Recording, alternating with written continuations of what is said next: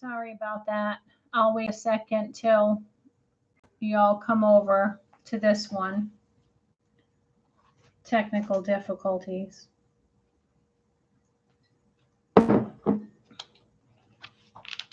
Technical difficulties.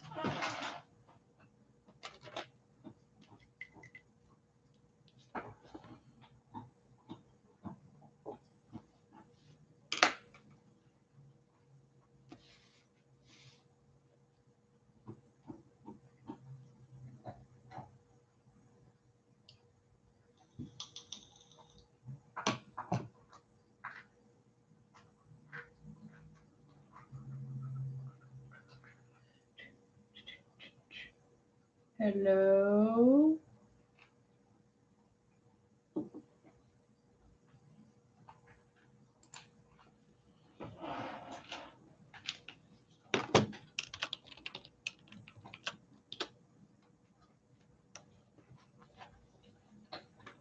Hi, Jalen.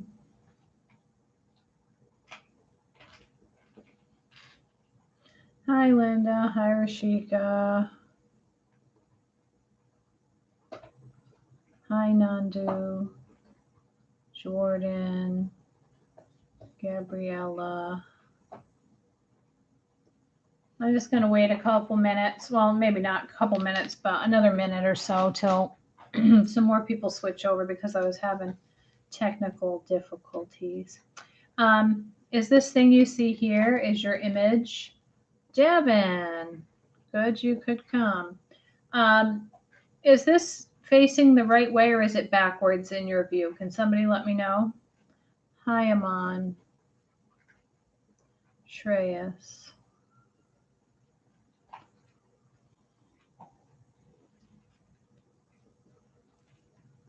It's good. Okay, that's good. It's backwards in my view. So when I move the paper, sometimes I move it in the wrong direction. So you have to bear with me with that because it's hard for me to get used to that backwardsness. Here's your quote for the day. Evan's here. Evan's in the house. It could be a DJ.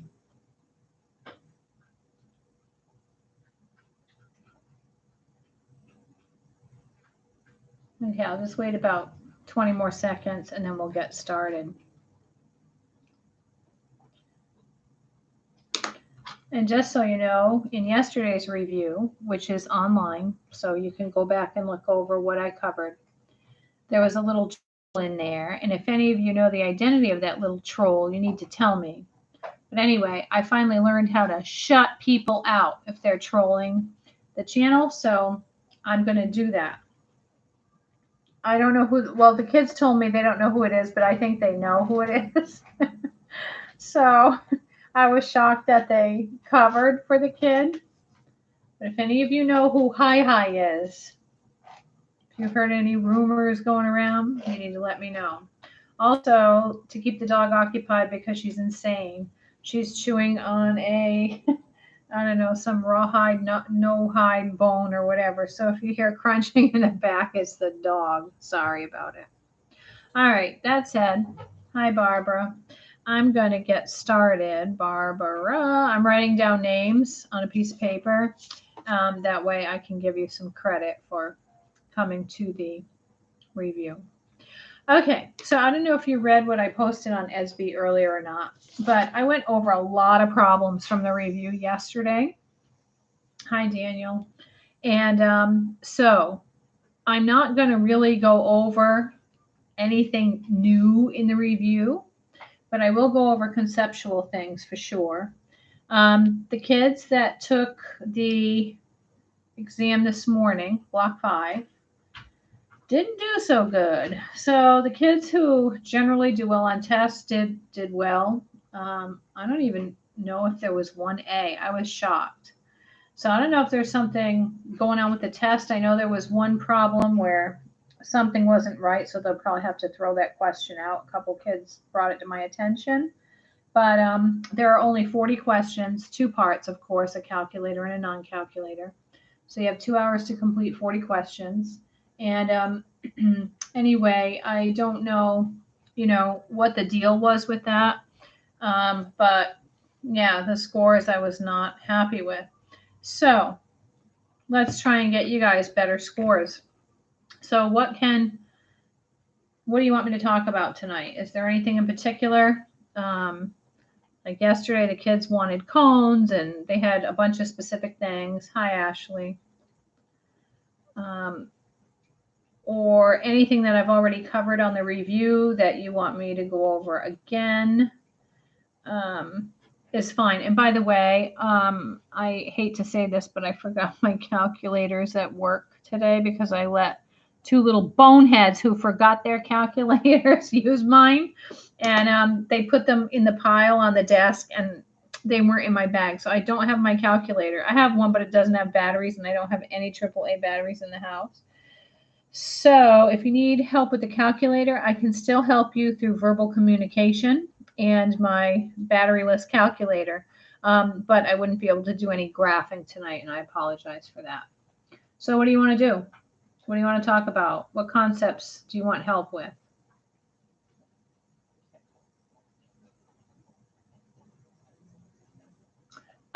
So you mean like the intermediate value theorem and the mean value theorem, those theorems? Yeah, we can go over mean value theorem. That's fine. And in fact, let me just see something here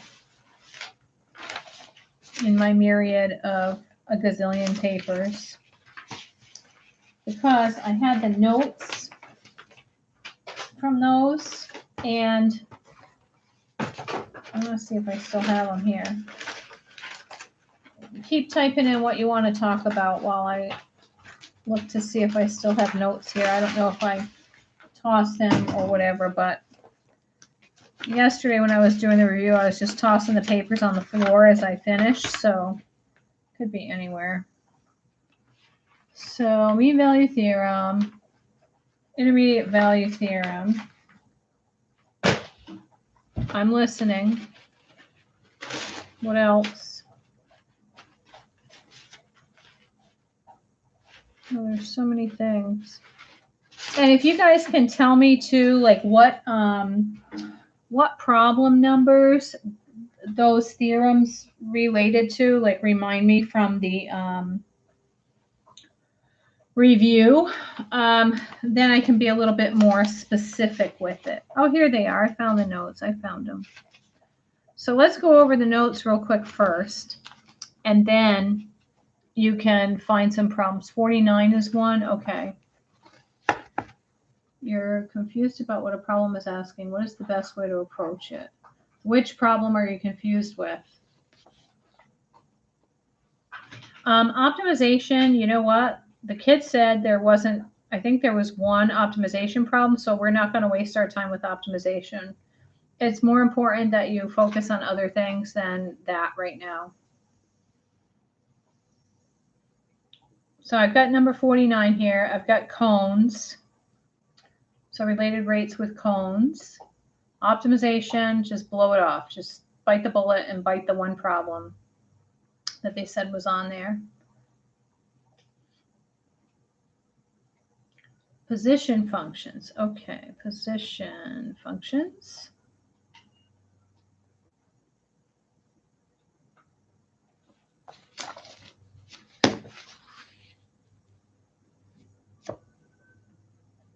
So keep typing in there and I'll go back and look. And in the meantime, I'm going to start out with the IVT or the theorems that you want. So we're talking about the intermediate value theorem.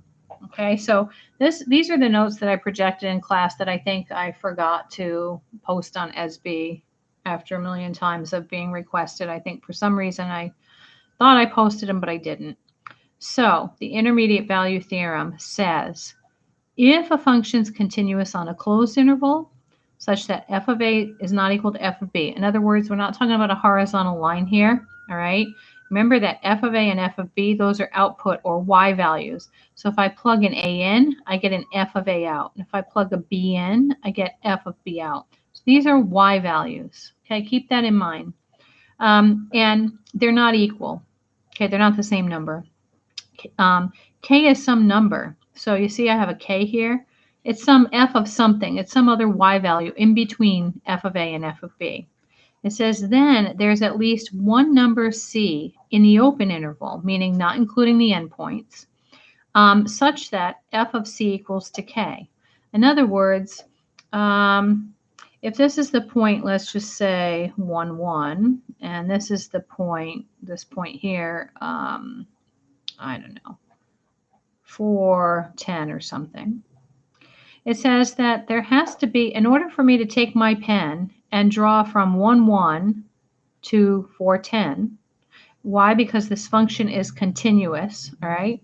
That's the hypothesis. It has to be continuous on the closed interval.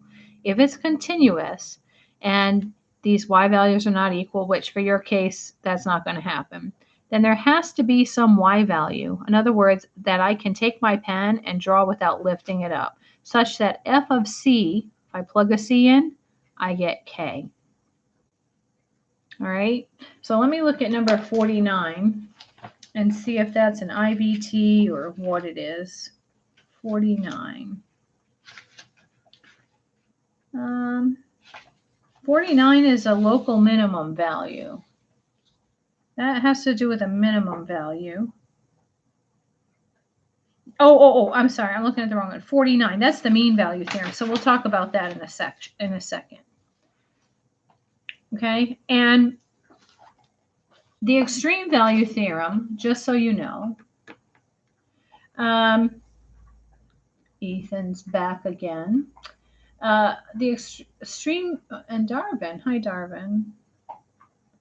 The extreme value theorem just says if f of x, or if f is a continuous function over a closed interval, then it guarantees the existence of extreme values. The function is going to have a max and a min. So if you go back and look at this picture, for example, and you look at a and b, if these are the endpoints of the closed interval, then what that means is that you can look just at this. It has an absolute minimum at a, which is f of a. The y value is the minimum value, and the maximum occurs at b, all right, and f of b is the maximum value.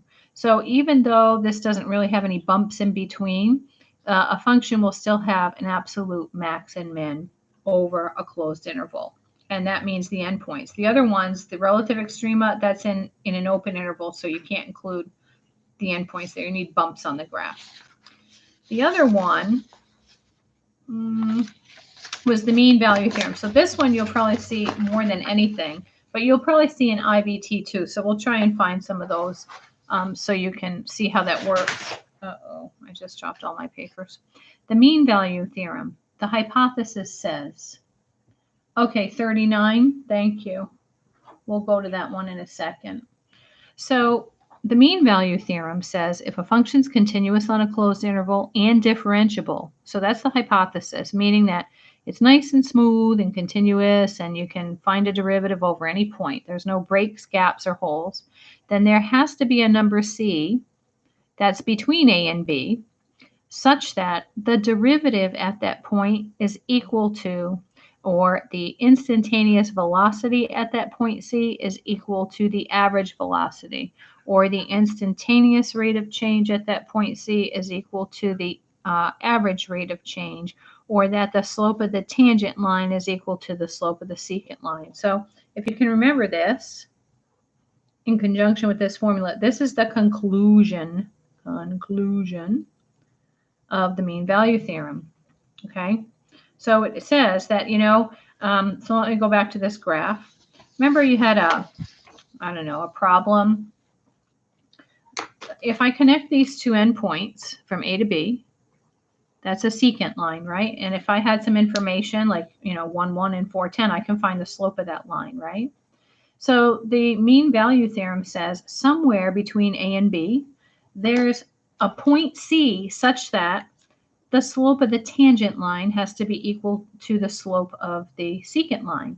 Well, if that's true, what we know is that the tangent line must be parallel, right? Because parallel lines have the same slope. So right around here somewhere, it looks like if I draw a tangent line, and I'm just eyeballing it, and that's what you would do too. this tangent line here looks pretty parallel to the pink line. So at this point here, that would be my C, all right?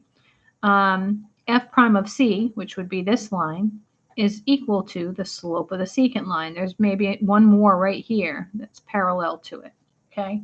Now how you're going to use it in 49, so I'm going to start with 49 and then I'm going to go to the other one, 39 I guess it was. Let's see, 49. So in 49, they want you to find, the value of C that satisfies the conclusion. So what's the conclusion again? The conclusion is F prime of C, and you can write that as an X if you want to, is equal to F of B minus F of A over B minus A. Hi, Mahir.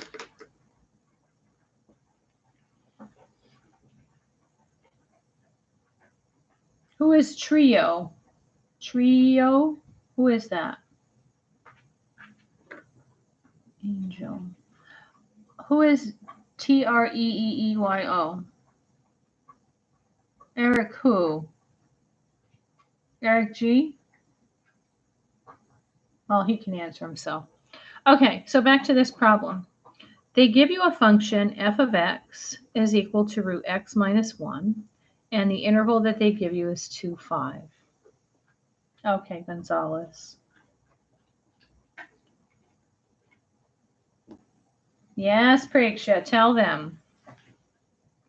Okay, so we want to find a value of C such that that satisfies the conclusion of the mean value theorem. This is the conclusion. So this is the thing you're going to work with, okay? So what I can compute so far is the right-hand side, right? F of 5 minus F of 2 over 5 minus 2. Sorry about the tilted paper. This way, okay. So, over to the side here, F of 5, well, that's just the square root of 5 minus 1, which is root 4 or 2. And F of 2 is equal to the square root of 2 minus 1, which is root 1 or 1. So, replacing these things with these numbers here, what I have is I have that F prime of, we'll call it X, but F prime of C is equal to 2 minus 1 over 3, or 2/3. Now, the deal is here is that I have to have a derivative for the left-hand side, let's say, of this mean value theorem. So let's take the derivative. F prime of x, this is a composite, right? So, I can think of this as x minus 1 to the 1/2. And, yeah, 1/3, thanks. So, anyway, this is going to be 1/2 times x minus 1 to the negative 1/2 times 1, right? Which is 1 over 2 times the square root of x minus 1. So what I want to do is, this is my derivative, and it's equal to 1/3. And the idea is I'm trying to find this x that satisfies the conclusion. So at this point, once you have both sides input, so remember the left-hand side is just going to be the derivative function. It's going to be an expression.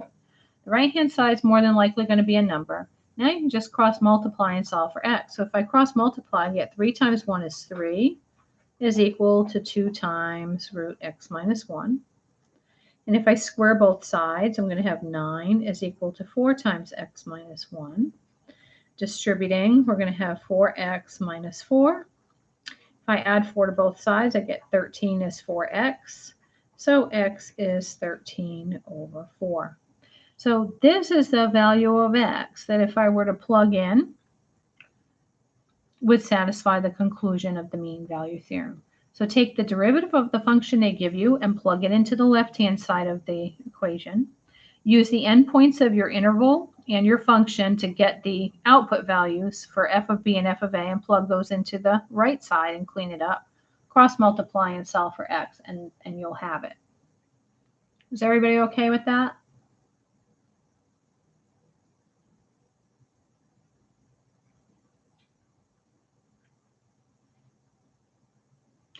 Yes, you do all, well, okay. There are different ways to do MVT problems depending on the situation. If you remember in class, you can also write it like this. Now, I don't want to get too much into it. However, you can do this too, because by manipulating this equation, we can work on some other things. But for what you're going to be doing on this test, this is going to work for you. For sure. Let me find 39 real quick and see what that's about. I know, puppy. Did I drop papers all over the place? Oh, yeah, 39. So let me put this one up here. Number 39. So, if G is continuous over a closed interval, G of -4 is 2 and G of 4 is 7, which of the following could be true? Now, I don't know if you had any. I'm assuming you probably had some true-false type questions, or that block 5 had some true-false type questions. So let's see. All right. The absolute maximum for G on this interval is 7. Well, we don't know that, okay? Because if you think about this, let me move this here. All I know is that G of -4 is 2, and G of 4 is 7. That's all I know, those 2 points. This graph could be a perfectly straight line. It could be a little curvy. It could dip below and above the x-axis. It could have bumps. It could have all kinds of things, okay? So this could be the absolute maximum, but, you know, what if the graph had something like this in between?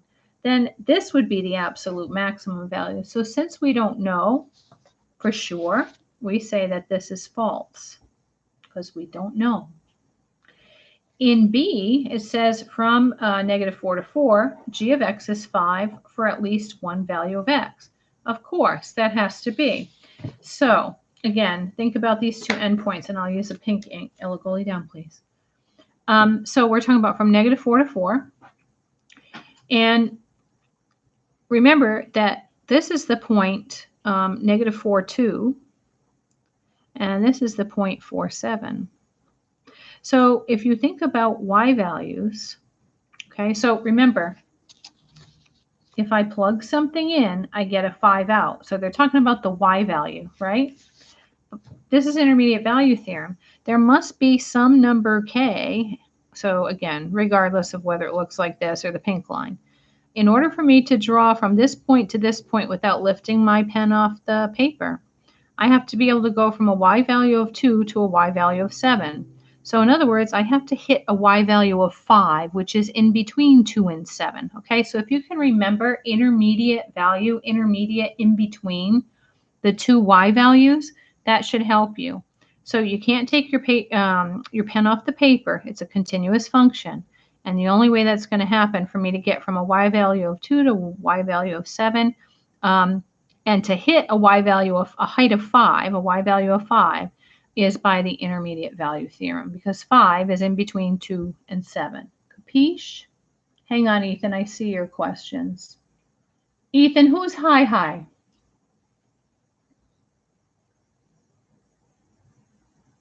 Because I'm on a vendetta against high. Who's high? And then maybe I'll do 26 for you. Because who knows if you're trying to get number 26 done for high. I'll tell you all the story tomorrow. Okay, so that's the intermediate value theorem in a nutshell. You're looking for a y value in between the two y values that you're given. And if you can, if that value is in between, whatever the y values they are, then by the intermediate value theorem, it has to hold. There has to be at least one value of x such that g of x equals to 5. Is that okay? I'm serious, Ethan. If you don't tell me, I'm going to minus 3,000 from your grade book. Let's see the rest of these here. So this is true by the intermediate value theorem. G of x equals 0 for at least one value from -4 to 4. Again, we don't know. We don't know if, you know, G of 1 is 0 or G. We don't know what's going on in between. All we know is that it's continuous somehow. There could be an x value that if we plugged it in, it equaled to 0, but we're not sure. So we would say that that is false. G is increasing, not necessarily. If it's increasing, so here's a monotone increasing function, right? But this other one here that I drew with the bump on it, it's increasing to some point and then it goes to decrease. So because we're not sure, we can't be guaranteed, it's false. We don't know what's going on in between those endpoints. And then the absolute minimum value is 2. I don't know. Could be. Maybe it is. Maybe it's not. Who knows? So, you know, again, this function could actually maybe, you know, look more like this. And this would be the absolute minimum here. So since we don't know, we would say that's also false. Capiche? C is false because we don't know. So let me get a clean piece of paper. Okay, so again, all we know is that at -4, we have a 0.2. So we have the point -4, 2. And at +4, we have the point 4, what was it, 7. This is all we know. We have a point -4, 2 and a point 4, 7. Now, it says here that this function is continuous, meaning there's no holes or breaks or gaps, right? So this function could go like this. It could have some bumps in between. It could, right? There's a whole bunch of possibilities. But what I do know is since it's continuous, I can get from here to here without lifting up my pen. That's a guarantee. So C, it says G of x is 0 for at least one value of x. We don't know that. This graph here that I drew doesn't even hit the x-axis. So the function never attains a 0 output. If my graph looked like this, it never hits the x-axis or a 0 output. My graph could look like, you know, something like this if it wanted to, and then I could say, oh yeah, it hits it in 2 places. But since we don't know, we have to say it's false. That's the way these questions work. Right, you cannot determine the absolute minimum because all you have is 2, and you don't. The reason why is because you don't know what's going on in between those 2 points. The only thing you know is that the function is continuous. The only thing you know is that you can get from one point to the other with your pen without lifting it off the paper. But a lot of different scenarios could be happening in between those 2 points. So the idea is that if you don't know for sure, then the answer is false because we don't know.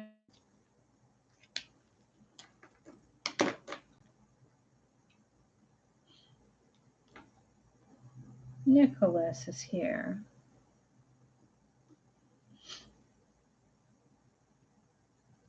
All right, so that's the mean value theorem and the intermediate value theorem. And is there anything else regarding those 2 things that any of you remember?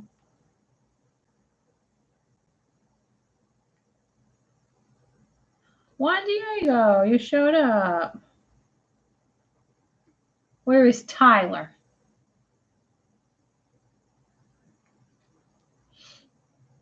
.45 has an IVT. Let's see.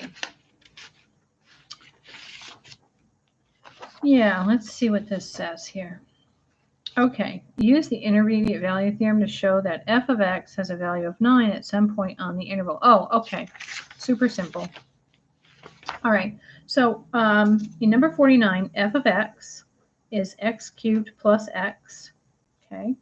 And we want to show that it has a value of 9 at some point over the interval from 1 to 2. So all you have to do is plug in the endpoints. F of 2 is 2 cubed is 8 plus 2 is 10, right? And f of 1, if I plug the 1 in, I get 1 plus 1 is 2, okay? So what I know is that when x is 1, y is 2. And when x is 2, y is 10. Okay, so this is the point 210. This is the point 1, 2. Right? So I know that these two endpoints are here. Now it says, show that this function has a value of 9 at some point in the interval. Okay, so all I have to say is that, again, by the intermediate value theorem, in order for me to get from this point to this point, I look at the y values. This y value is 2, this one's 10.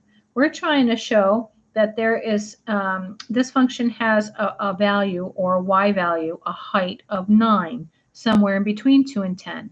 For me to get from a y value of 2 to a y value of 10, must there be a 9 in between?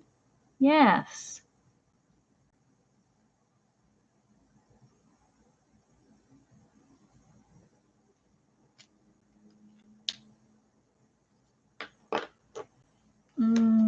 Okay, Tyler. Probably somebody's lying for you, but I'll write your name down.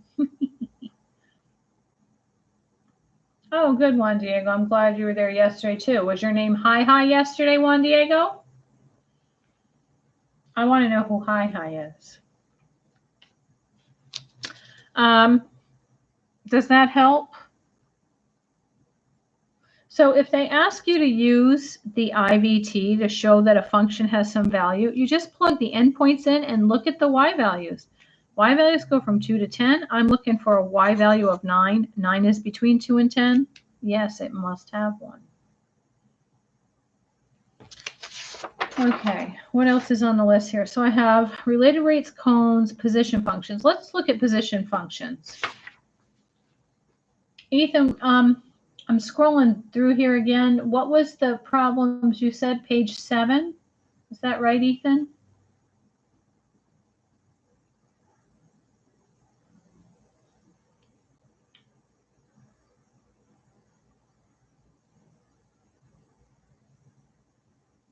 Anyway, let's look at position functions.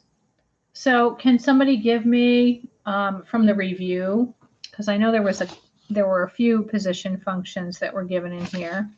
I don't remember the numbers off the top of my head.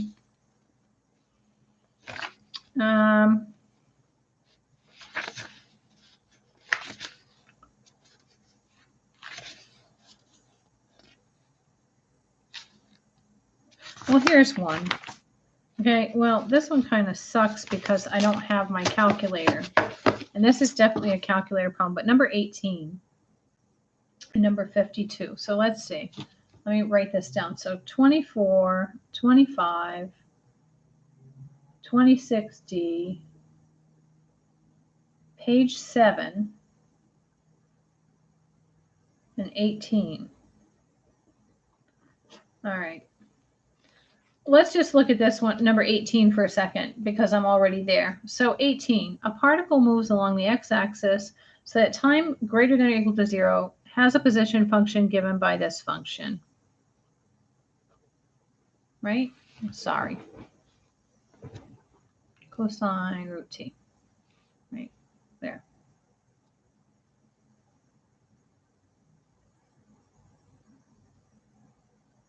Yeah, we can do the first and second derivative tests, no problem. Even though you guys are experts at that, probably more than any other thing, believe it or not, we'll do it. Okay, so here's the deal. This is the position function, and we want the velocity of the particle at the first instance the particle is at the origin. So this is what you do. You graph this in your calculator, all right? In y1, you're going to put cosine square root of t, and you're going to graph it. This is number 18, by the way. Okay? And you're going to see where the graph is equal to 0. Okay? You're going to use second calc 2, which is 0, to find the zeros. And in this particular case, when I did that, I got x was 0 at 2.4674. Right? So I know where the position is equal to 0. At this point, now I'm going to find the velocity. Velocity is the derivative of position. So this is a composite, so the derivative of the outside is the negative sign recomposed with the stuff inside times the derivative of the stuff inside, which is 1/2 t to the negative 1/2. Is everybody okay with that derivative?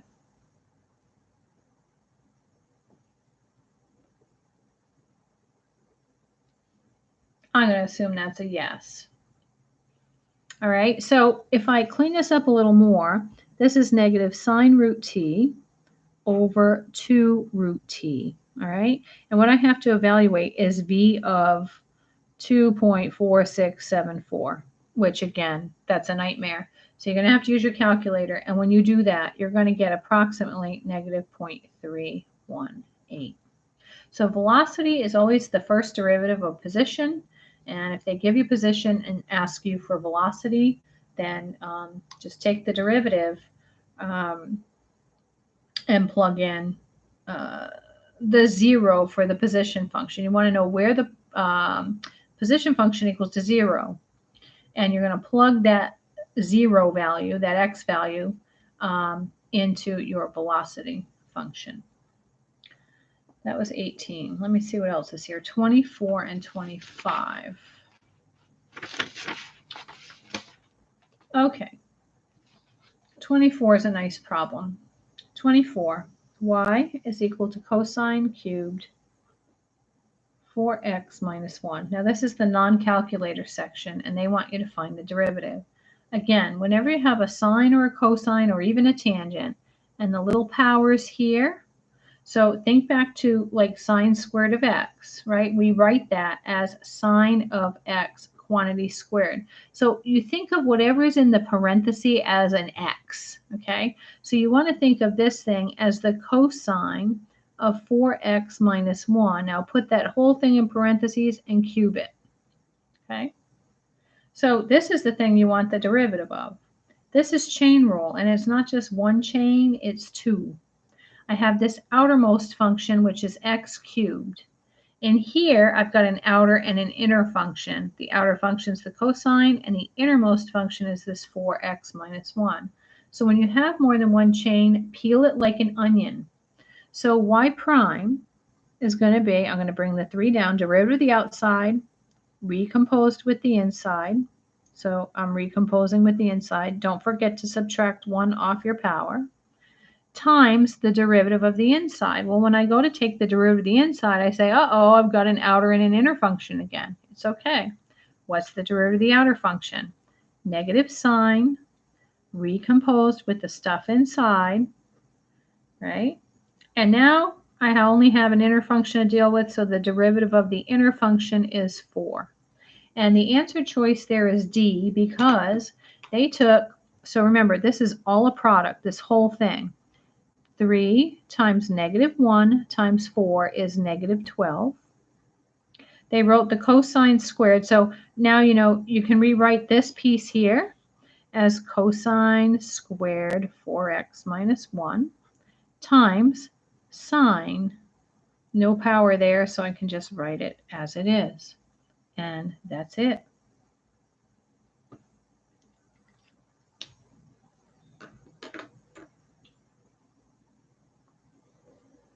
That was 24. 25, the equation of a tangent line, for sure. Big concept, right?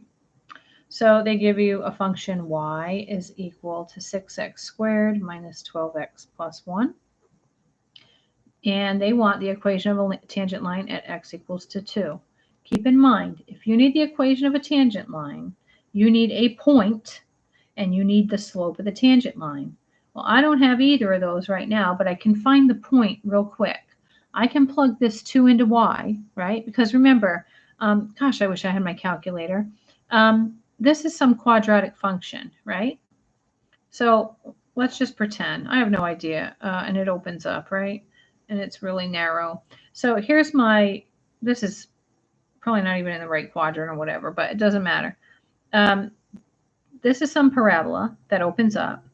And at the point where x equals to 2, I want the equation of the line that touches it at x equals to 2, right? So the first thing I need is this point. This is the point 2 what? Well, if I plug the 2 into the function, I get 6 times 4 minus 12 times 2 plus 1. That's 24 minus 24. Oh, that's nice, plus 1. So I have the point 2, 1. I have a point. To find the slope, all I have to do is take the derivative. Y prime is equal to 12x minus 12. Well, that's not a number, right?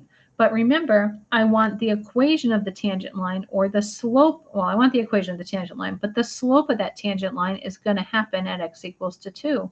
So all I have to do now is evaluate the derivative at 2. So that's 12 times 2 is 24 minus 12, which is 12. So this is the slope of my tangent line. And now I can take the point 2, 1 and the slope of 12 and use the point slope formula. So remember, that's y minus y naught is equal to m times x minus x naught. So y minus 1 is equal to 12 times x minus 2. And if I solve this thing for y, I'm going to have y minus 1 is 12x minus 24. So adding 1 to that is going to give me 12x minus 23. That's the equation of the tangent line to the graph of 6x squared minus 12x plus 1 at the point where x is equal to 2. C is the answer to that one.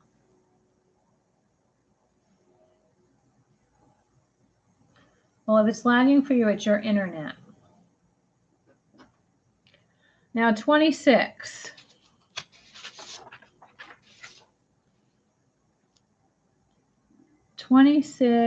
D. All right. Very important. Very freaking important. And in fact, last night, the kids were asking me, one of the kids said, you know, what's that limit thing where the h approaches 0? Again, look at the difference.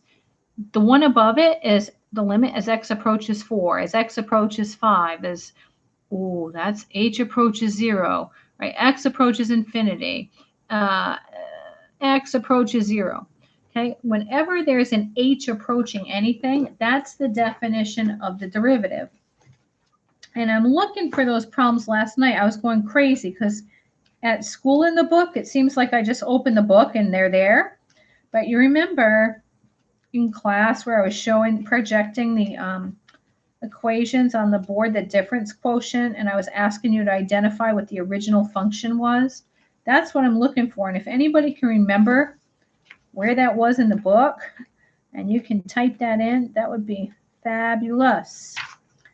Because for some reason, I can't find it.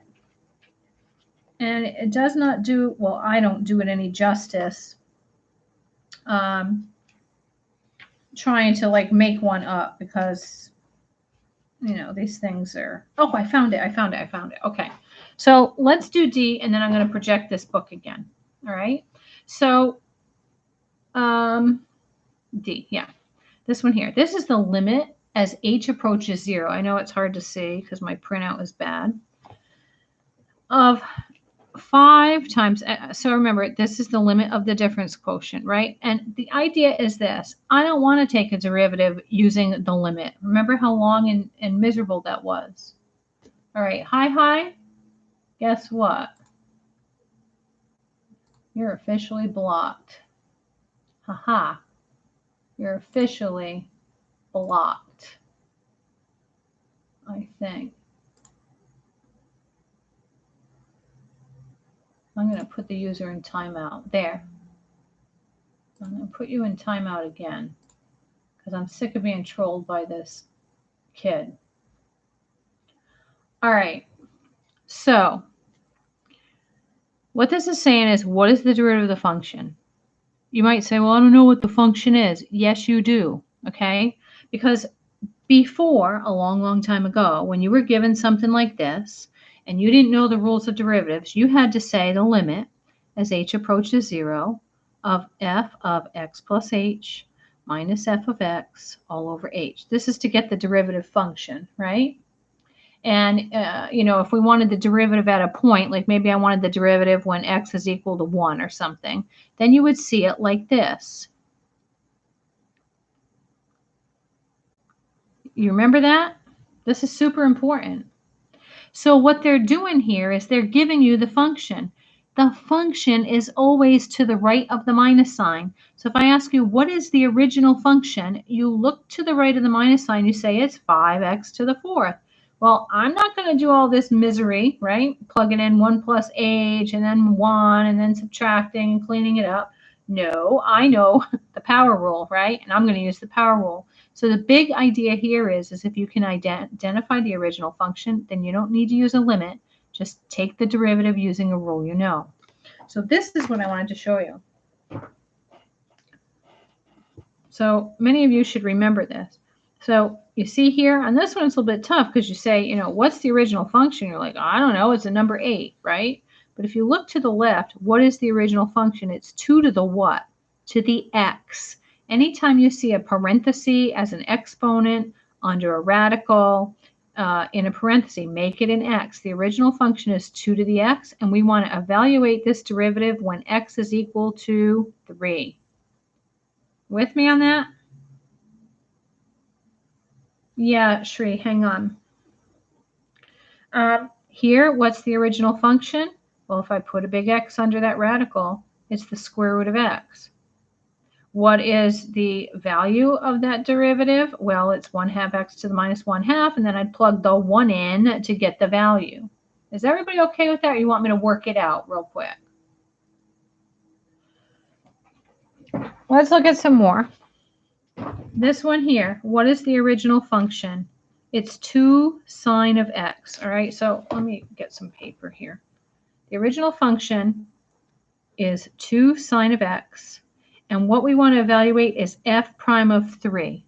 Why? Because a is 3 here, or x is 3, whatever you want to call it.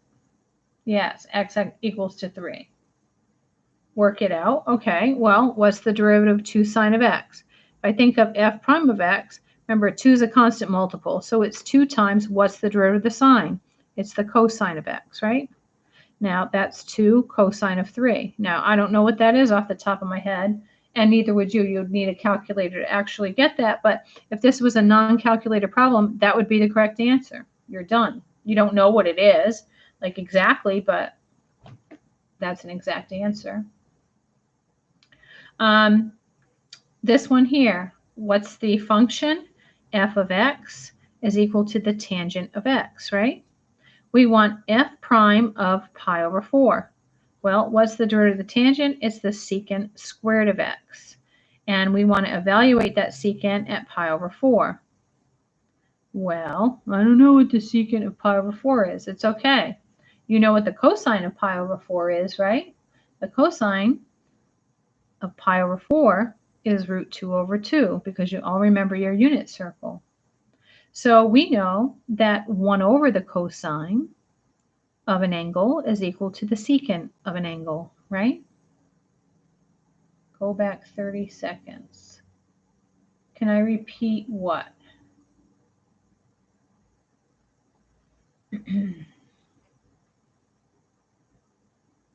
All right, let me start it over. Let me start that one over. I can go, yeah, so you can watch it after like 10 minutes or so, then it uploads like forever into the channel, and then you can go back and look at it. So yeah, let's do that in the essence of time. So, you know, I'm thinking 1 over root 2 over 2, 1 over the cosine, root 2 over 2, has to be squared. 1 over the cosine squared is equal to the secant squared. When do we need to use the unit circle versus just leaving cosine or secant in the answer? You always need to use the unit circle. I'm going to kill this kid. Do you hear me? I'm going to wring your neck.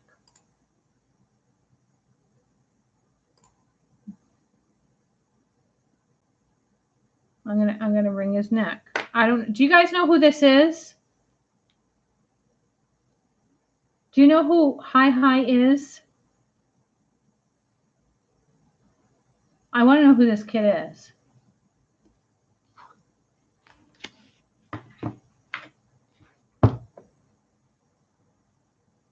You know who he is, Nick. So anyway, right, this would be 1 over 2/4 or 1 over 1/2, which is 2. Let's do another one. This one, what's the original function? Somebody type it.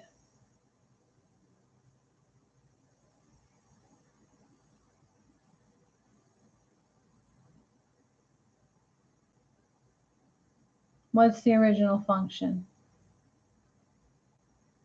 Yeah, it's x squared. That's right. It's x squared. So if the function is x squared, what's the derivative? It's 2x. And according to the book, we want to evaluate the derivative when x is equal to what? 2. So we do f prime of 2, which is 2 times 2, or 4. I wouldn't be surprised if they gave you something with a sine or a cosine. Now, whether or not you'd get to use a calculator, I don't know. If it's a non-calculator, they're going to give you a simple trig angle. So they're not going to evaluate, 2 times the cosine of 3 without a calculator, unless the answer choices are, in that exact form. But something like this, definitely. Everything outside the original function. So you mean like ignoring the h and the limit and all that? Is that what you mean? Yeah. No, the 4 is not used because remember, the function goes f of x plus h minus f of x all over h, right? So let's just do this one because it's simple. We know that what the function is, right? So if I use this limit definition as h approaches 0, and this is a 4 now, right? So I'm not going to put the 4 in there. So what I have to do is I have to evaluate x plus h to use my formula, which is x plus h squared. In other words, I'm plugging this into here, right? And so that's just x squared plus 2xh plus h squared. Then you notice over here, it says it's 4. Well, what are they doing there? They're plugging the 2 in. 2 squared is 4, right? F of 2 is 4. So if I plug my 2 in here, I'm going to have 2 squared is 4, plus 2 times h is 4h, plus h squared, right? And now if I plug these pieces back into this difference quotient, I'm going to limit, so h approaches 0, of 4 plus 4h plus h squared minus 4 all over h. And the 4's are going to cancel, and that gives us the limit. I'm going to factor an h out of the top of 4 plus h squared, 4 plus h over h, those cancel. And so if I plug, now I can't simplify this anymore. So if I take the limit of 4 plus h, that means I'm going to take this 0 and plug it in for h, and I get 4. That's what we got when we evaluated the derivative at 4. So rather than doing all this work, if you can identify what the original function is, and I'll guarantee you, if you get one on your test, like something like this, to take the limit of a tangent like this is hard. It's not easy. So it's really important that you understand what the original function is. I could look here and say this is the tangent of x, and I want to evaluate the derivative of the tangent of x when x is pi over 4. Here I can say the original function is ln x, and I wanted to take the derivative and evaluate it when x is 1. Okay. Here, this one's harder to see because you just got a number on these two. So again, look to the left. My original function is the square root of x. My original function is 2 to the x. My original function is x squared. And then just use the power rule. That's probably what you're going to have to use, and you'll be done. Use the power rule or whatever rule you need if it's a trig function. And after you take the derivative, plug the value in and evaluate it.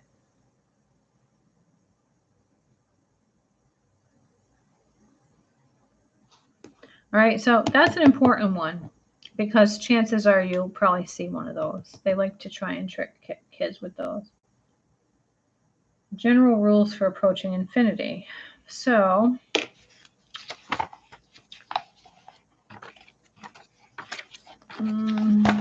mean, the general rule is it depends.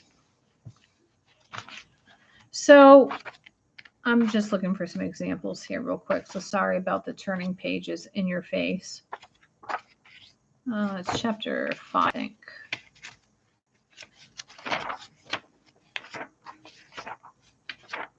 Yeah, here we go. Okay. So look, general rules of approaching infinity, okay, is like this. You want to, the general rule, the best rule so that you don't screw it up, is to divide every term, top and bottom, by the highest degreed variable in the denominator. So in this case, I have x to the first. Let me get a pencil because I don't want to mark up this book. The degree here is 1. So I'd write the top as 3x over x plus 1 over x all over 5x over x minus 3 over x, right? And then I would plug in infinity. I would take the limit. Remember, what's a number? So we would get what here? Let me rewrite this on paper. We would have 3 plus 1 over x over 5 minus 3 over x. If I'm taking the limit as x approaches infinity here, at this point I'm going to plug in the infinity. So I'm going to have 3 plus 1 over infinity over 5 minus 3 over infinity. What's any number over infinity again? I'm sorry, you can't see that. It's 0. So you get 3 plus 0 over 5 minus 0, which is 3/5. Now, if you remember, sorry about that.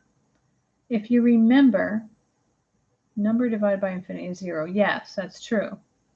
So the idea is I showed you about horizontal and vertical asymptotes, right? And I said the degree, when the degree of the numerator is less than the degree of the denominator, then you will have a horizontal asymptote at y equals to 0. When the degree of the numerator is bigger than the degree of the denominator, then you would have, that's an x, no horizontal asymptote. And when the degree of the numerator equals the degree of the denominator, then the limit is going to be the ratio of leading coefficients. So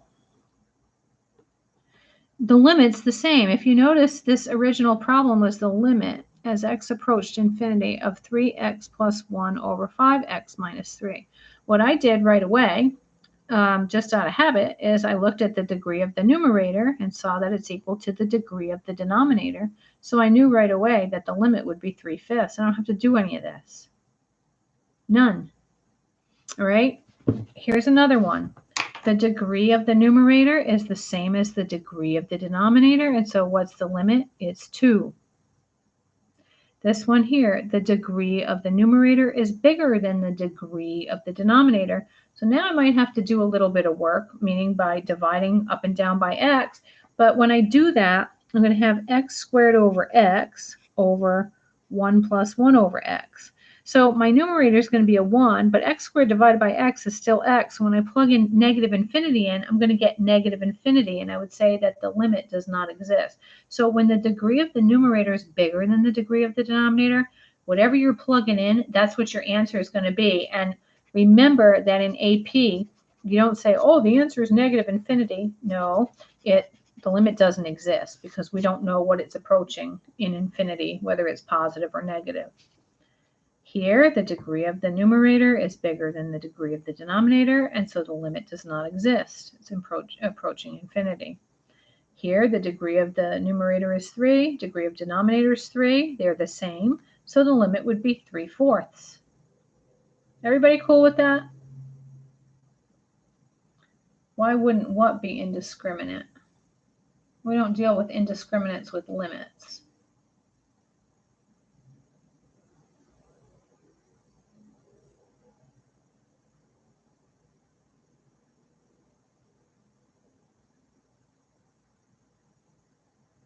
I see Nandu, so give me a sec. 30B, I've got it written down. All right, so you guys okay with the limiting with at infinity? And guess what? If these were numbers, right? And by the way, if you plug infinity in and you get 0 over 0, which wouldn't happen if you're plugging in infinity, or infinity over infinity, then you could use the rule of L'Hopital, right? If I plugged infinity top and bottom here, I would have infinity divided by infinity. So I would just take the derivative of the top, which would be 6x minus 2, derivative of the bottom, which would be 2, and then I'd plug infinity in again. Okay, if I plug infinity in, I get infinity over 2. And so the answer is this, which means the limit does not exist. For number 1. For this one, this number 1, it's not indiscriminate. There are no indiscriminates in anything what we're doing.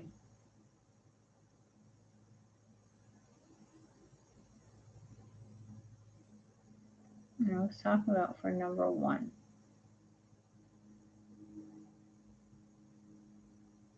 I see it, Linda, 42.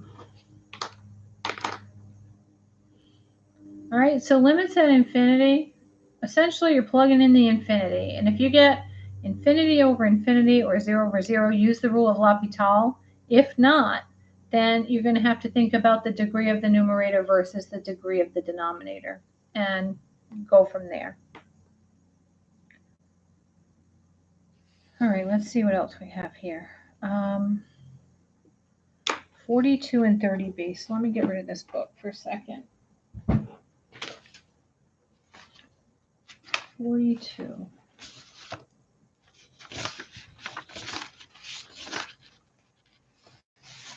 Yeah, I did this one. I think this is on the other live stream, but I'll do it. So this function goes with both these problems here. And this is a really good question. All right, so it says in 42, somebody asked me to do 41 too, I think. So I'll do 42 and then 41. And then 39 if I have, I think I did 39. I don't know. Normally I'm crossing them out as I go, but I'm trying to read more on the side. So in 42, okay, our intervals from -2 to 2. How many values of f appear to satisfy the conclusion of the mean value theorem? What does the conclusion say? It says that the derivative has to equal, it says that the slope of the tangent line has to equal the slope of the secant line. So look, if I connect those endpoints, right, this is the point 2, 3, and this is the point -2, -1, right? The slope of the secant line is 3 minus a -1 divided by, let me turn that, 3 minus a -1 over 2 minus a -2. So those become pluses. So I get 4 over 4 or 1. The slope of this secant line is 1. Okay, and the idea is, you know, how many other places on this graph can I draw a tangent line that's going to have a slope of about a 1? Well, if I drew a tangent line right about here, well, that's bad, maybe here, this one. This is parallel to that, and guess what? So is this one. So 2 places I can draw a tangent line that'll have the same slope. So the slope of the tangent line equals the slope of the secant line. It's conceptual. This thing right here, that's the conclusion of the mean value theorem. That's it. In 41, which can be used to approximate. So yeah, this is more of an algebra problem than anything. There is a derivative you need to take, but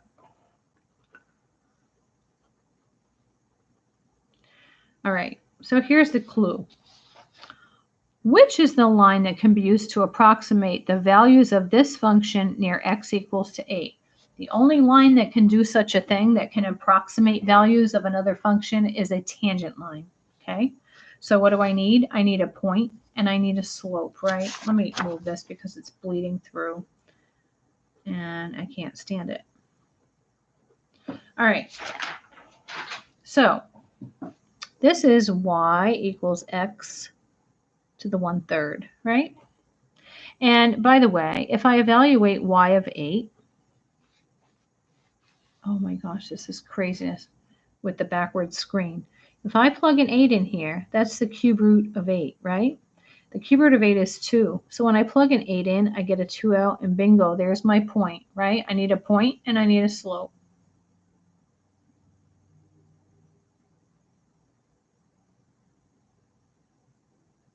You're welcome, Milana. I hope that you can look back on them and that it's helpful. Maybe you already know the stuff, though, so you may have wasted your time. I'm not sure.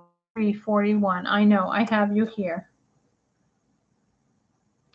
And I'm doing that right now. This is 41. It's 41.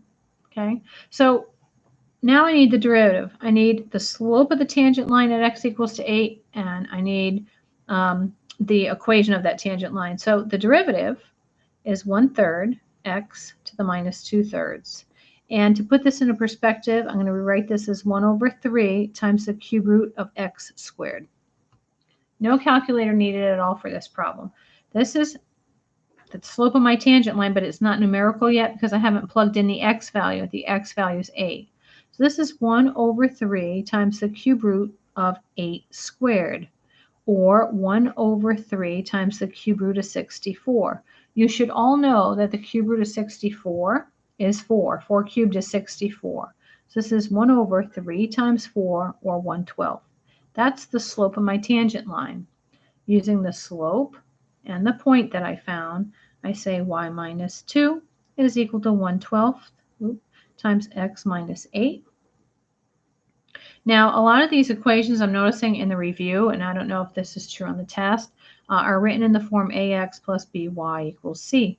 This is basic algebraic form, right, of equations. So anyway, I'm going to go ahead and I'm going to multiply both sides by 12. Distribute.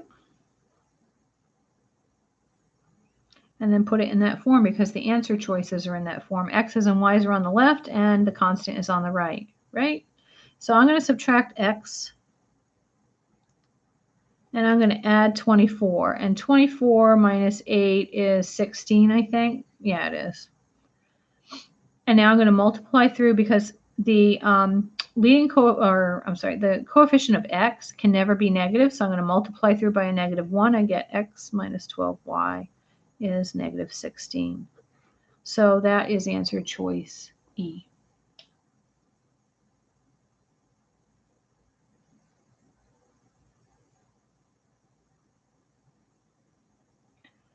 Can you show a tangent line on a calculator? All right, so Jalen's right. Are you good with the calculator? Because, like I said earlier, I have a calculator here, but I don't have any batteries, and I left mine at work. But, you know, you would put your graph into y1, press y equals, and put your function in there. And do second draw 5, which is the tangent line. And all you do is plug in the x value. So in this case, we put 8 and hit enter, and it would draw the tangent line to the point x equals to 8 and give you the equation down at the bottom. Okay, so 41. And so we wanted some graphs of, or I'm sorry, the first and second derivative test, right? So let's go into that for a little bit. First and second derivative test for extrema. Okay. Oh my gosh. I'm really sorry, but you have to understand that my screen is backwards. So when I write to the right, my hand on the screen is going in the opposite direction. So I'm going nuts. All right. So first derivative test. Okay. This helps you locate relative or local extrema. Bumps on the graph, right? That's not an absolute max or min. Okay. So what you do is you find f prime of x, set it equal to 0, and solve. And when you solve for x, that gives you the critical numbers, right? You put the critical numbers on a wiggle graph and test f prime to the left and right. So I'm just going to pick out a function here that yields real numbers when I take the derivative. Okay, so let's say f of x is equal to 1/3 x cubed minus 2x squared plus 3x. Okay, and I want to determine where, if anywhere, this function has a local max or min. So the rule is I have to take the derivative. So if I take the derivative, I'm going to get x squared minus 4x plus 3. And I'm going to set that derivative equal to 0, and I'm going to solve for x. It's easily factorable. It's x minus 3 times x minus 1 equals 0. So that means x equals 1 and 3, right? The next step, so that was 1. The second step is I'm going to plot those numbers, those critical numbers, on a wiggle graph, and I'm going to test to the left and the right of those numbers into the derivative because I want to know what the sign of the derivative is. The sign of the derivative is going to dictate whether the function is increasing or decreasing. So if I evaluate f prime of 0, if I plug a 0 in here, I'm going to have a negative times a negative gives me a positive. So it's positive from negative infinity to 1. If I evaluate the derivative at x equals to 2, I'm going to have a negative times a positive, which is going to give me a negative.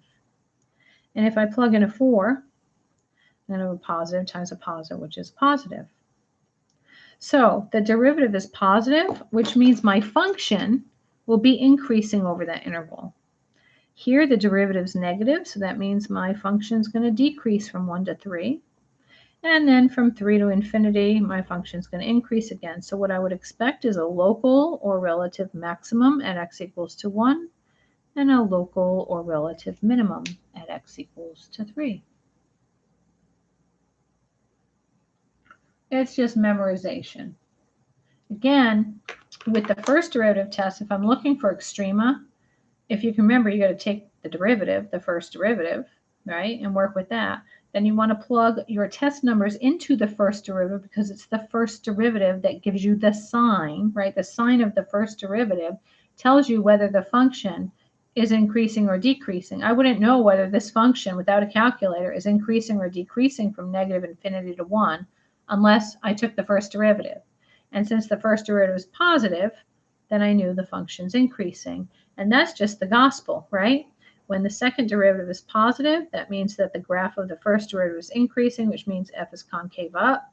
When the second derivative is negative, that means that the graph of the first derivative is decreasing, which means that the graph of f is concave down. When f is increasing, that means that the derivative graph is positively valued. And when f decreases, that means the graph of the derivative is negatively valued. So when my derivative is positively valued, that tells me the graph of my function, even without a calculator, is increasing. So you're going to memorize that. That's the gospel.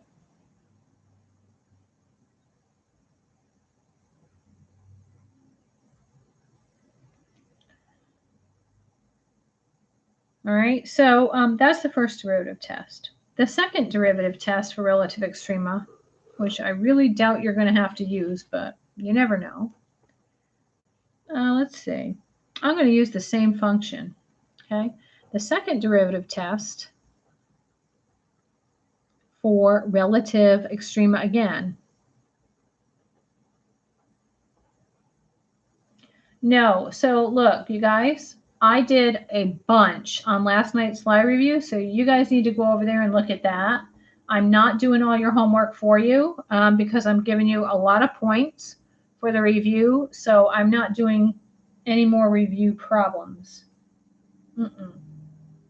But like I said, I'll talk about concepts. And somebody wanted number 49, and I don't remember if I did that one or not. Let me see, 49. Oh, I did that one. I did 49. I just didn't cross it out. And I did 39. So back to the second derivative test for relative extrema. The second derivative test, you need the first derivative. So what you do is you find f prime of x, set it equal to 0, and solve to get the critical numbers. Right? And then you take those critical numbers and you plug them into the second derivative. So it works like this. We'll call the critical numbers a, okay? So if f prime of a equals 0 and f double prime of a is positive, then what we know is we're going to have a relative minimum at x equals a. And f prime of a equals 0 and f double prime of a is negatively valued, then that means you're going to have a relative maximum at x equals a.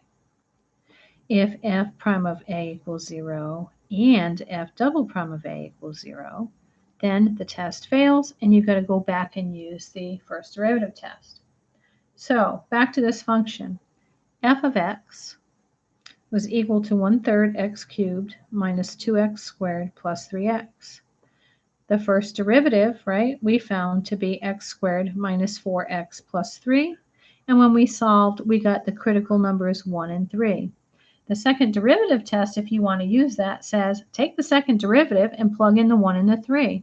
Well, the second derivative of this function is just 2x minus 4. So if I evaluate f double prime of 1, I get 2 minus 4, which is negative 2. No, Ella. No. And if I plug in a 3, I'm going to have 2 times 3, which is 6 minus 4, or positive 2. So the first derivative is 0 at both of those. Stop. The first derivative is 0 at both of those because you just set it equal to 0 to find those numbers. So when f prime of 1 equals 0 and f double prime of 1 is negatively valued, then we know we're going to have a relative maximum at x equals 1. And when f prime of 3 is 0 and f double prime of 3 is positively valued, then we know we're going to have a relative min at x is equal to 3. Okay. Well, guess what? A minute ago, we found that using the first derivative test. So the first derivative test is much more efficient. You can see my dog, which is on the wall behind my chair in the classroom. And she's there every day watching over you because all dogs are special. They're angels. Okay, so anyway, I would much prefer using the first derivative test. And if they tell you use the second derivative test to find the relative extrema, use the first derivative test. It's going to be easier.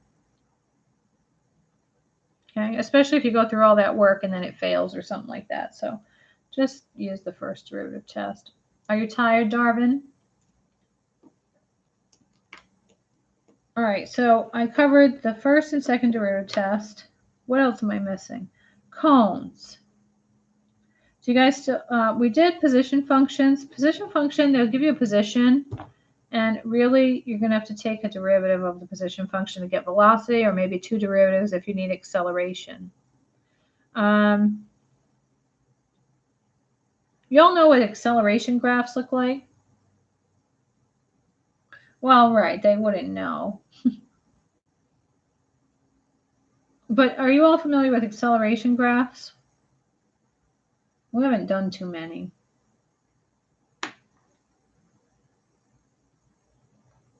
Let me just show you something real quick.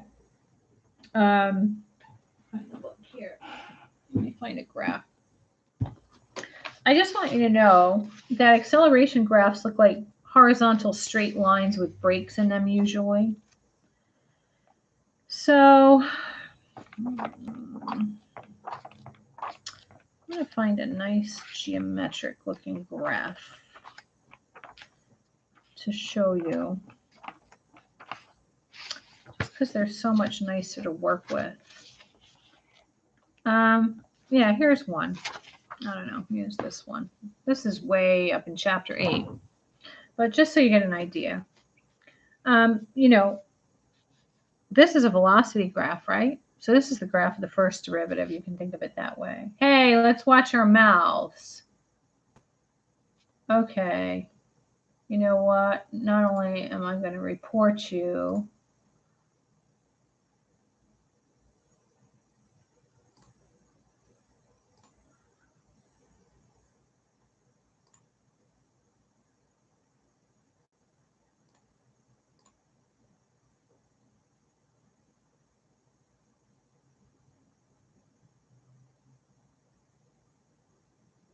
Yeah, okay, I'm going to do that. Okay.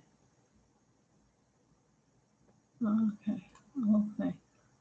Hang on, guys. Yeah. Okay. Hang on a second.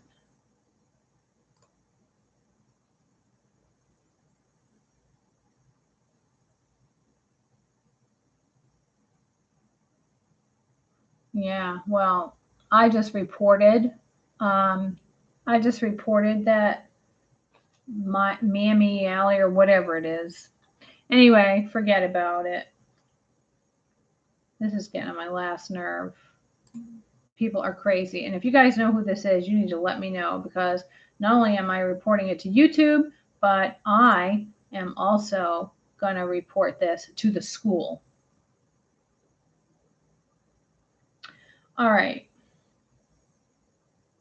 You know what? You're right. I was afraid to because I wasn't sure if you could see it. Like I thought that private meant like only I could see it or something. So you're right, Nandu. Thanks for letting me know that. I can do that and I will in the future. All right. So look, this is the velocity, right? So this whole piece right here represents a slope of 1, right? So the slope of my tangent line is 1 here. And sorry, if I'm looking at a tangent line to this graph, it's the same as this line, right? Which is this is a slope of 1. So this the tangent line represents the acceleration, right? Which is a slope of 1. And here the tangent line is 0, so my acceleration would be 0 here. And here, I don't know, I'm going to kind of guesstimate that the slope of this tangent line here is a -1.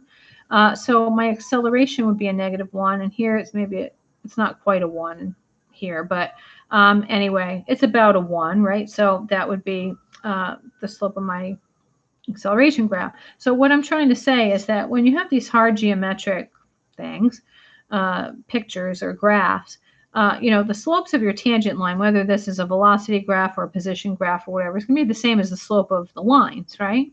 Well, if you wanted to graph an acceleration, since this is velocity, since this is a slope of 1, I know from 0 to 2, my acceleration is going to have a slope of +1. So my acceleration graph would have this little hole here and would go from 1 to 2 with another hole.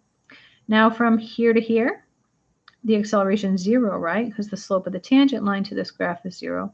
So I would draw this other little piece with open holes that my acceleration is 0. And here it's roughly a -1. So from 3 to 5, I would draw my acceleration as -1. It's a constant function is what I'm trying to say. Okay.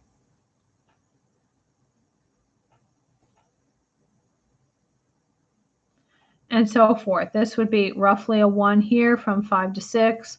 So, it'd be, I don't know, maybe it's a little less than 1 or something like that. And from 6 to 7, it's 0. So it'd be on the axis. And from here, it's 1. So it'll go back up here like this. So this little acceleration graph is going to kind of be all over the place.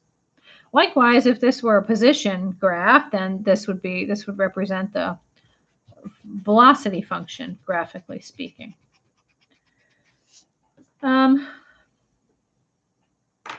All right. That's that. On a graph like this, though, again, this is another velocity graph, but if this were position, any point on this graph would represent the slope of a you could draw a tangent line through any point on this graph. And, just eyeballing it like the velocity would be 0 here, it'd be 0 here, so that would project as zeros, right? F is increasing, which means velocity is above. F is decreasing, which means velocity is below. Headed toward the 0, it's increasing, it's going back above, right? So, if they gave you a comparison of F and F prime graph or V and acceleration, you would know what to do with that. You haven't seen one of what before, Darvin? This you probably didn't see because we don't deal with this until we start doing area under the curve. When we go backwards, that's next semester. This is chapter 8. I just pulled a random graph. But I wanted you to be aware that if there are a lot of these geometric hard line sort of graphs, and whether it be velocity or any other, it could just be the function f, or if they want to call it f, it can be f, all right? And, you know, what I was trying to point out is that if you draw a tangent line to any point along this piece, it's going to be the same as the slope as the linear function, right? So that's why the slope of a linear function is the slope of the function itself, or the derivative of a linear function is the slope of the function itself, right? 3x plus 1, the derivative is 3. It's the same as the slope of the line. So keep that in mind. This is what I'm trying to use to show you visually, and to not forget that. Okay, anyway, what else do we need? Because I've only got about not quite a half hour. I'm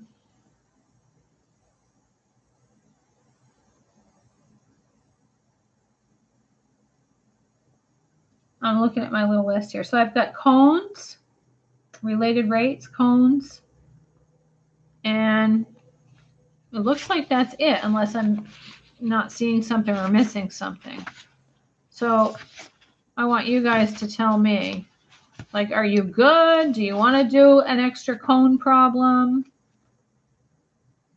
Oh, and 30B, just because I have it right here and it's really simple. I think Linda asked me for this one. I'm not sure. I've done this problem a lot. You're trying to find points on the graph. Okay, inflection points, right? So in B, the function's 2x to the fourth minus 8x. So y prime is 8x cubed minus 8. So y double prime is 24x squared, right? You set the derivative equal to 0 and solve so you get x is equal to 0. If you get done fast enough, I can tell you today that 5th period worked all the way up to the bell. The majority of the kids worked all the way to the bell. So I don't know if you're going to have time to study for your 8th period exam, but if you finish early, then you can. Not on this exam, you won't have to use the limit definition, but on the AP you definitely will. You'll have to demonstrate that you know how to use it. But on this one, no. So you make a wiggle graph, right? Now remember, in order for an inflection point to exist, the derivative has to equal 0, so it equals 0 at 0, and it has to change sign. If I plug a negative 1 into here, I get 24 times negative 1 squared, so 24 times 1 is positive. If I plug a positive 1 in, I get 24 times 1 is positive. So the problem is the sign doesn't change, so therefore there's no point of inflection.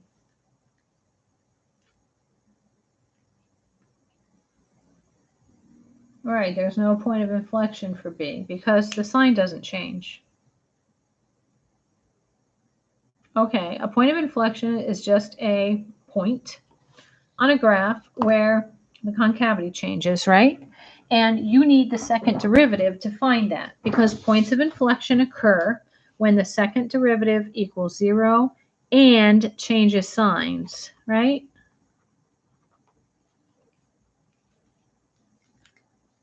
Yeah, but then you have to type in all the words, all the profane words, and, you know, like when they type, don't teach us, and stuff like that. I don't know what they're going to say that, so...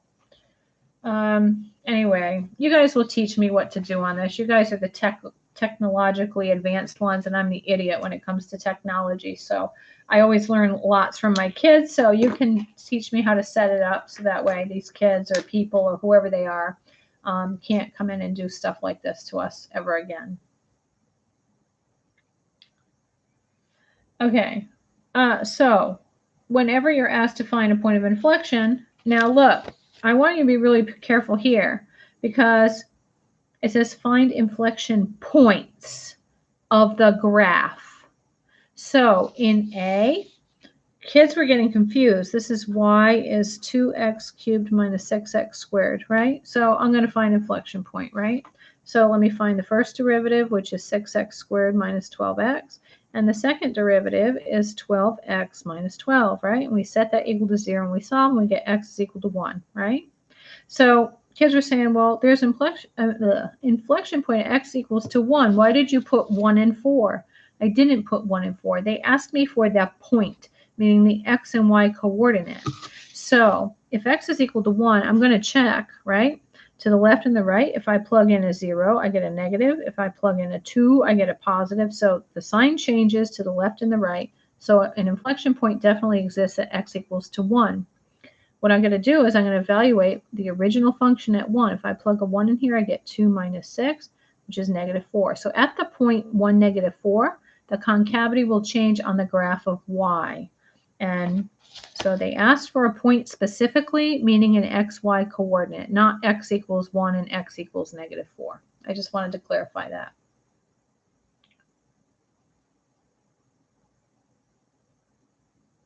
No problem, Ethan. And I hope you get some more studying in and you guys just don't stay up too late. That's all there is to do with inflection points. That's it. There's nothing else to do with them.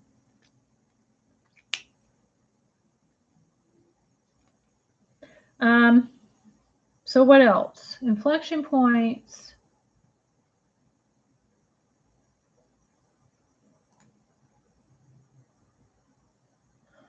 This is unbelievable.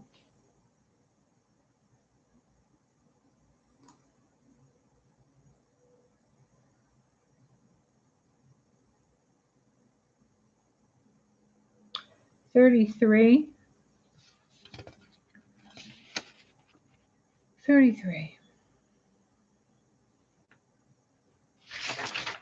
Yeah, and I think it was block 7 who did it a cute way. Now I have to remember it. And after being up since 4:45 this morning, I don't know how good I'm going to do, but let's see. So in other words, when they did it, I was like, oh my gosh, I did it all analytically and everything. And it was a much easier way to do it. So let's see if I can remember this. 3x squared minus 2x plus 1. Actually, I did this. Oh, no, I didn't finish it in class. I don't think. We want to find g prime of 2. Right? So what did they do? They changed it to, so remember, right, you would write this as y equals 3x squared minus 2x plus 1, and then you swap x and y.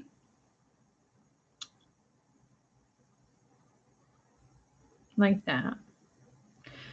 So if we subtract 1 from both sides, we're going to have 3y squared minus 2y. So let's complete the square. Half of 2 is 1 if we square it. And if we add 1 squared to this side, we've got to add 1 squared to this side. So this is going to be x is equal to 3y plus, 3y minus 1, the quantity squared. So I'm dorking around here. I'm trying to see if, because I get to work at a little bit after 6 every single day. I didn't think it was you, Pranay.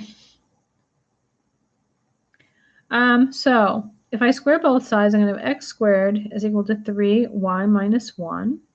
X squared plus 1 is equal to 3y. So x squared plus 1 over 3 is equal to our inverse.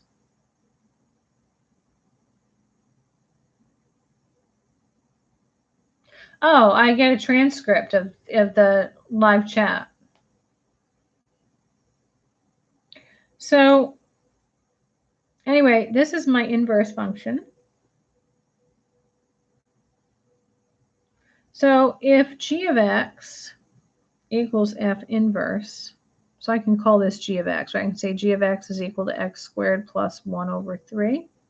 Then I want to find g prime of 2. All right, so that means I need the derivative. So remember that this is 1/3, 1/3 times x squared plus 1, right? Don't let this throw you. If you have just a number downstairs, pull it out. You're not factoring it out. You're just bringing it out as a constant multiple. Don't go using the quotient rule. So the derivative of this is easy. It's 1/3 times 2x, right?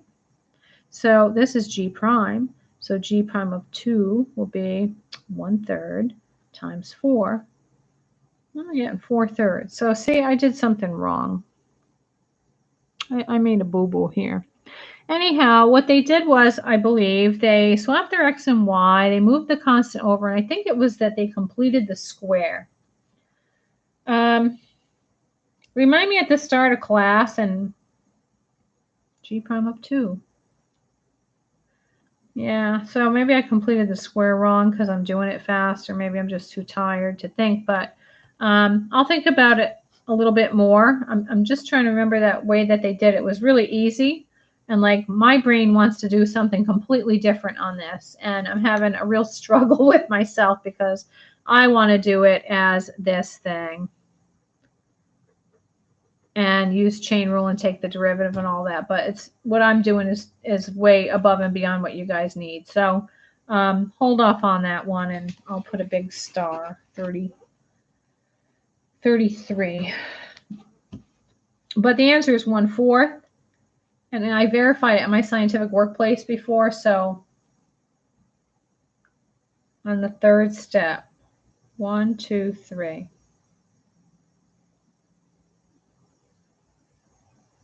Is 1 equals, oh, geez, yeah. That's right. Implicit differential. You see? Implicit. So using implicit from here, Linda, or from here? Using implicit here or here? Swap x and y first and then do implicit, right? How would you put number 4 and 7? It's where they're switched, but then you have to take a derivative because this thing wants g prime of 2. And like I said, the kids had this cute little way of doing it, but now that you mention it, so I think one group had done swapped x and y and completed the square, and it worked. We got a 4th. I remember that. And then I think Zach from block 7, maybe that's what he did. He swapped x and y. Let's try it. Let's see. So we're going to have 1, if I do implicit, is equal to 6y, y prime minus 2y prime, right? So 1 is equal to y prime times 6y minus 2. So y prime is 1 over 6y minus 2. And if I plug a 2 in there, that's not going to work because I'm going to have 1 over 12 minus 2, which is 1/10. So I'm missing something, and I don't want to wrap my head around it. Yeah, it was a good catch, Linda. Oh, wait. 3y squared minus 2y minus 1. Yeah. So I'm making an error somewhere or something. And Linda, you'll just have to teach everybody. But remind me at the beginning of class, and I'll have it figured out by then. I can't deal with it right now. It's a mess, so it doesn't matter. I don't know why I'm having such a time with this. It's like I always get asked this question when I'm like super tired or something, or like super worn out, and then it's like I want to go back to this because this is the right way to do it. But it can be done the other ways too, and you can still. This is just more mathematically correct. It's the best way mathematically, but anyway, it's hard, I guess, to do it that way. It's harder for you guys. So I'd rather you do it the easy way, but I want to stop. I don't want to waste time on that. What was the other one? I'm sorry. Somebody said 33. That was 33.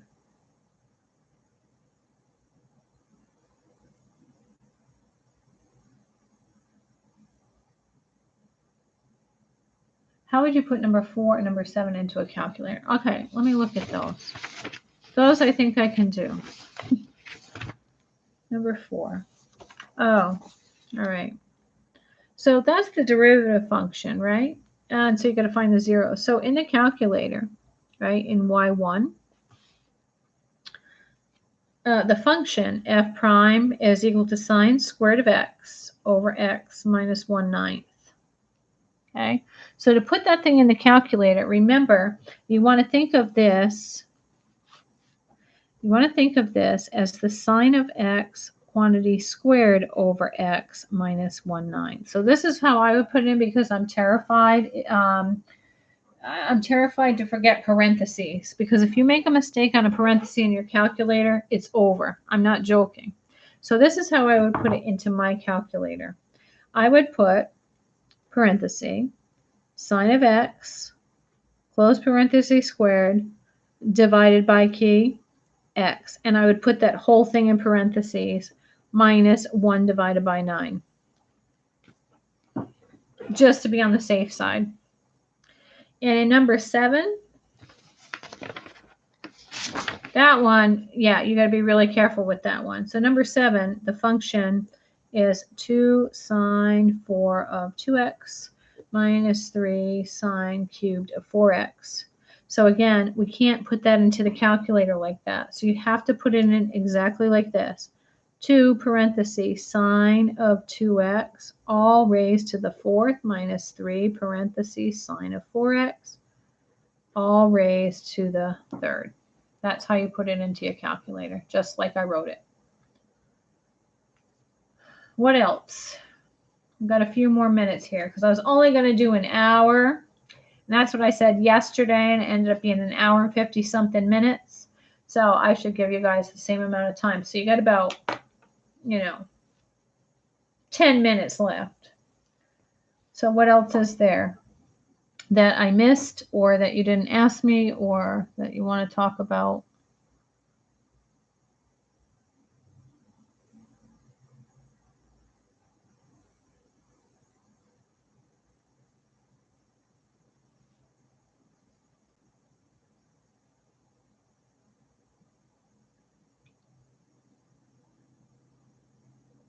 Anybody?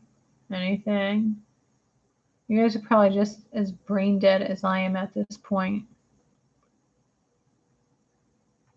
And if you're not, then you're not normal. I'm just kind of interested in this, but what are some real world examples? The whole world is a real world example of optimization. Cones. Okay, Linda, cones. Yeah, so I'm going to encourage you to Google it, but you wouldn't have cell phones. You wouldn't fly thousands of miles in planes. The list goes on and on infinitely.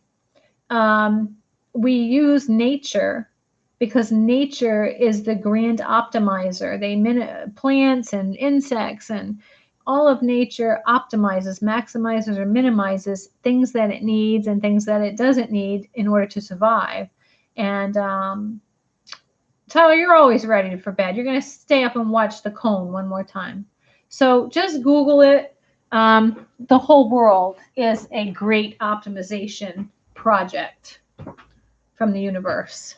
Okay. I don't know if it's on the test or not. There should be an optimization problem, at least one. The kids didn't mention. Well, wait. I don't remember now. You see, that's how tired I am. Maybe they did. So let's do a cone. Okay. And again, I'm just going to find a cone problem, the book. Very quickly. The cone problems are all the same, right? The cones are, and I do want to say one other thing that I mentioned yesterday because I was getting tired in that video too. Can equation be continuous? But not, right, at a cusp. It can also be not differentiable at whole. So remember, a function can be, look at this. This function is continuous everywhere except here, right? X equals -2 and then x equals to 1. It's actually continuous here, right? Why? The limit is the limit from the left equals the limit from the right, so the limit exists. The function is defined at that point. There's not a hole there. And the height of the function, f of 1, is equal to the limit. So they both have a height of 1. So this is continuous. It's just not differentiable at this point. Here, this is discontinuous because f of a does not equal the limit as x approaches, f of -2 does not equal the limit as x approaches -2. And you can't differentiate on a whole anyway. So anyway, corner, cusp, same thing, right? So back to cones. Chapter 4, related rates. So I'm just going to use this cone problem from the book. I actually did this in the last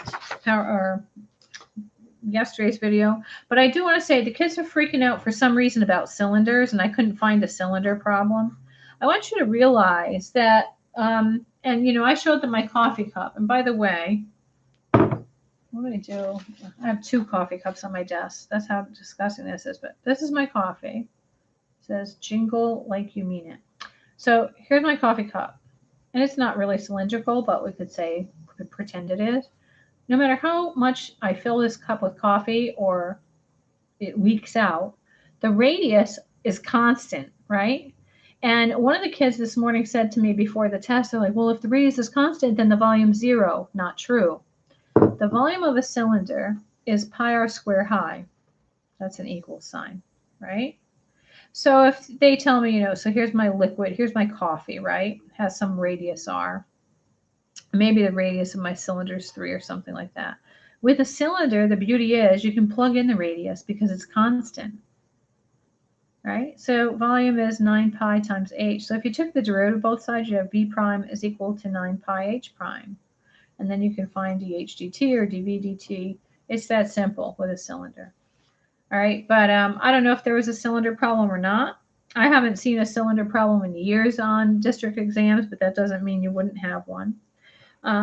However, this cone is on page 233 of the book, and what we have is water flowing into a cone. So, right, we're going to make a quick picture. The cone 2 is going to have that liquid surface of some radius r, and it's going to have some depth h. This particular cone, water's flowing in, so dV dt at 5 cubic inches per second. The cone has an altitude of 4 inches, and it has a base radius of 3 inches. And we want to know how fast is the water level rising. At the moment, the depth is 2 inches. So the problem with the cone is that we have, for volume is 1/3 pi r squared high. The volume's changing, whether water's going in or out, the volume's going to change. Because the cone, gets narrow and larger at different ends, the radius is going to constantly change, and so is the depth as it fills up or leaks out. So we've got 3 things changing here. There's nothing that's constant in a cone. And, in this case here, I'm given dV dt. I'm trying to find dH dt. And so this R is a problem for me. I need to get rid of it, right? So as I said in the video yesterday, you really have a similar triangle problem. You have this little triangle here. They're right triangles. And then you have this big triangle here, this one.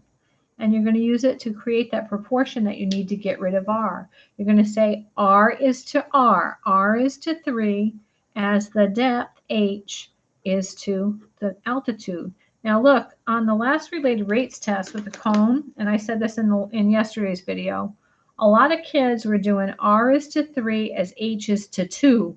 Never, ever, ever do that. Ever. Okay?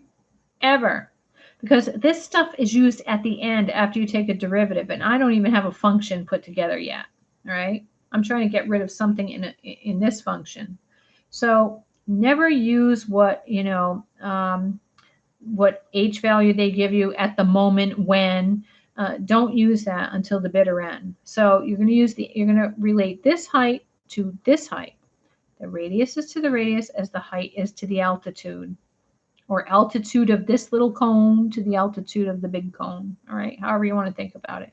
And now we have that R is equal to 3/4H. So when I plug that in, I'm just putting the pi over 3 because I like to compact things for the sake of differentiation. We're going to square that, right? So what we're going to have is we're going to have 9/16 times pi over 3. Right, so let me write that. 9 pi, this is 9 times pi over 16 times 3. So I'm going to leave it like this. And h squared times h is h cubed. Just to show you that I can get rid of a 3, right? So I want to make it as easy as possible. Why? Because now I have to, oh, I'm so sorry. See, I get talking and I don't pay attention to the backward screen. So again, I'm sorry. So here's what I'm using to plug in to get rid of the R. And I'm just cleaning this mess up. And I want to make it as simple as possible so that way when I take the derivative, it's easy. Now I'm going to differentiate. V prime is equal to 9 pi over 16 h squared dH dt. And V prime, I was told, is 5. This is 9 pi over 16. We want to find the rate of change of the depth when the depth is 2 inches. So 2 squared dHdt, this is the thing I'm looking for right here. So this is 5 is equal to 4 times 9 is 36 pi over 16 dHdt. So this is nice because if I just flip that, this constant, multiply both sides, I'm done. So I have 16 times 5 over 36 pi is equal to dHdt. And that should boil down to 20 over 9 pi is equal to dHdt. 4 goes in 9, 4 goes in 4, 4 times 5 is 20. Yeah, okay. That's a cone. Every single cone is the same exact way.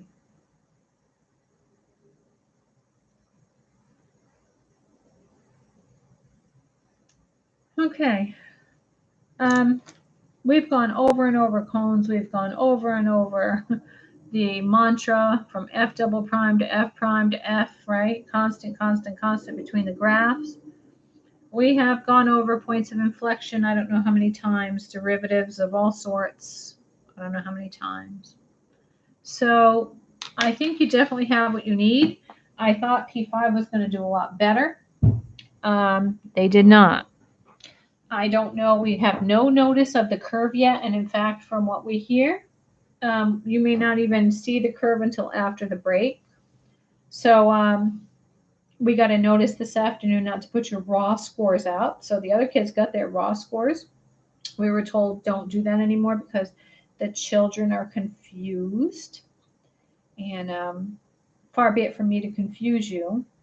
They say that parents and children can't tell the difference between a raw score and the one with the curve. But trust me, the raw score, once the curve comes out, I'm going to post it because you and your parents should know exactly where you stand because that's a good gauge, on how much more seriously you're going to have to take the course in order to pass the AP exams.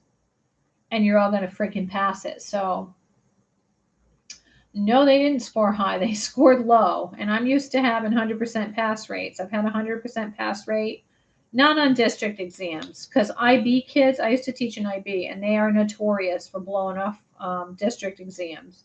They just study enough to get the bare minimum that they need to keep their A or B. And so the scores are actually very low on my district exams. But on the AP exam, I've had 100% pass rate since 2012 in Calc 1, 2, and 3.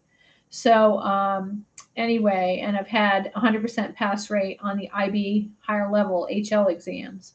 So this is just kind of killing me to see these scores being as low as they are. I have to get used to the fact that, and I don't think it's because, IB kids are smarter, because my kids will tell you IB's, in my opinion, nothing more than a label.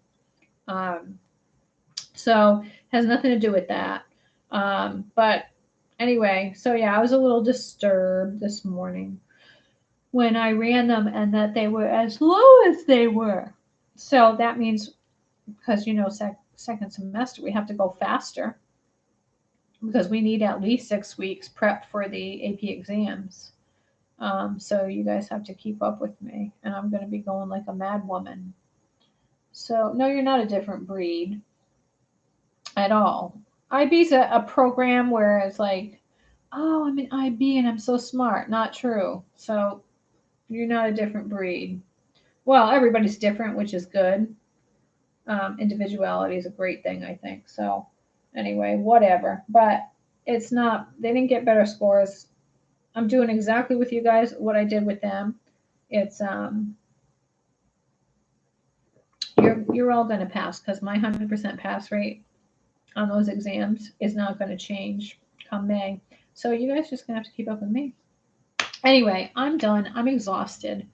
I'm losing my voice. My dog is upset with me, and my husband should be home any second. So I am going to call it quits for the night. And I think you guys should wrap it up and, more than you give yourselves credit for. Study a little bit more, maybe, and get a good night's rest and come in and just try and do your very best tomorrow. I hope this helped. Most of you are probably bored because you already know it. and I apologize. But I just wanted to say I did everything that I could to try and help you. I'm not going to be able to show you your scores at all. So when you give me your test tomorrow, I scan it immediately. I bring the Elmo that I'm recording with, I bring it with me to work so I can scan it in the classroom because the other Elmos don't work. And so as you turn them in, I scan, and I can't see the scores until I upload everybody's score, which is done when I received the last test. So normally what I do is I've been scoring them, and within 10 minutes I post the scores for the kids, but we were told we're not allowed to do that anymore. You're not allowed to get your raw score. Um, so I can't post the raw score until the curve comes out. And when the curve comes out, then I'm allowed to post the raw score adjacent to a column with the curved score. That's what we were told this afternoon. As always, you guys are more than welcome. And like I said, I hope it helped. I hope you weren't bored out of your ever loving minds because I know a lot of this you already know. But, look at the other video if you have some time. I wouldn't spend much more time past the other video, last night's video. I think you're good. Just please read the questions carefully. I haven't seen an itemization, so I don't know where the issues are, whether it's, I didn't read, when as a kid, I didn't read the question well enough or, but anyway, you guys have a good night. I'll see you tomorrow. Bye.